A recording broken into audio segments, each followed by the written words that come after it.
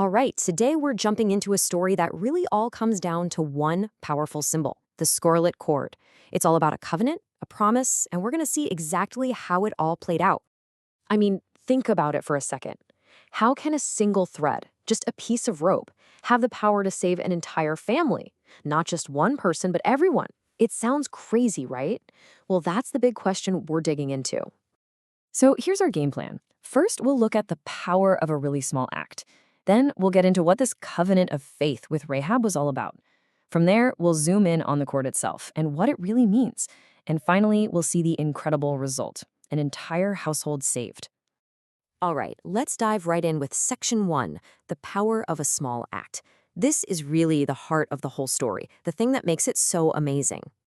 Just look at the contrast here. It's pretty stark.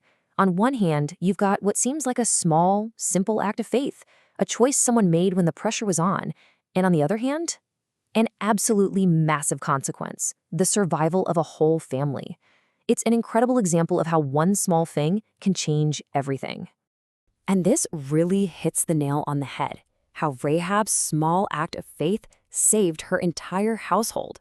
See, this story isn't about some huge epic battle or grand gesture. It's all about how a single deliberate choice, that one act of faith, was the one thing that saved her and every single person she cared about.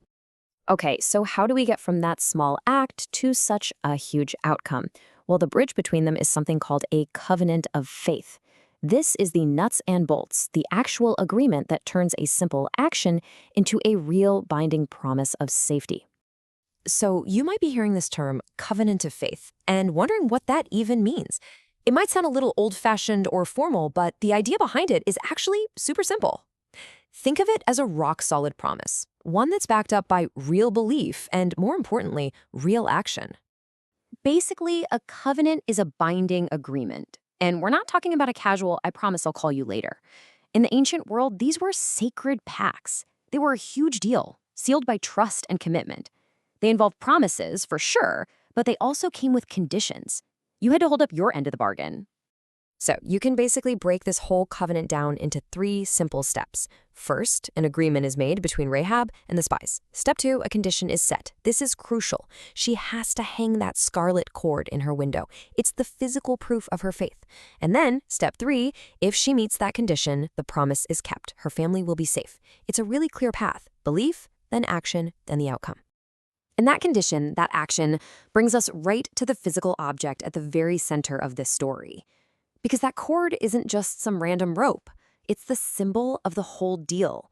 It's what makes this invisible promise, well, visible. The scarlet cord.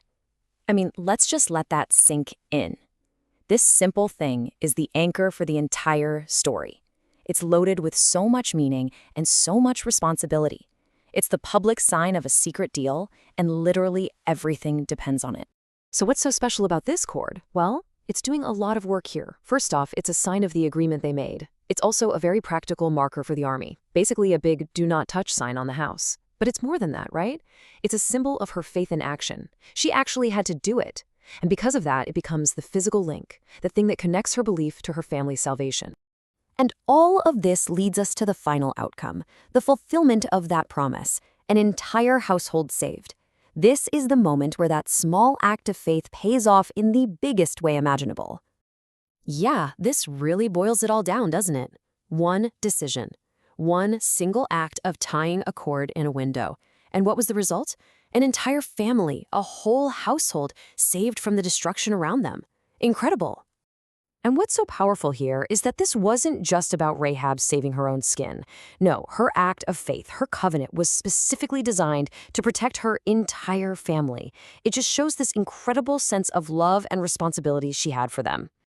So what are the big takeaways from all this? What can we pull from it? Well, first, it's clear that even a small, deliberate act of faith can have absolutely life-altering consequences. Second, these binding agreements, these covenants, are really powerful ways to turn what you believe into a guaranteed outcome. And finally, a physical symbol, like the cord, can be a potent reminder of our commitments, making an invisible promise something you can actually see and touch. And that really leaves us with one last thing to think about. This whole story is built around one single decisive act. So it kind of makes you wonder, right? What are the small acts of faith, the scarlet cords, in our own lives? What are the little things that define our stories and the promises we choose to live by?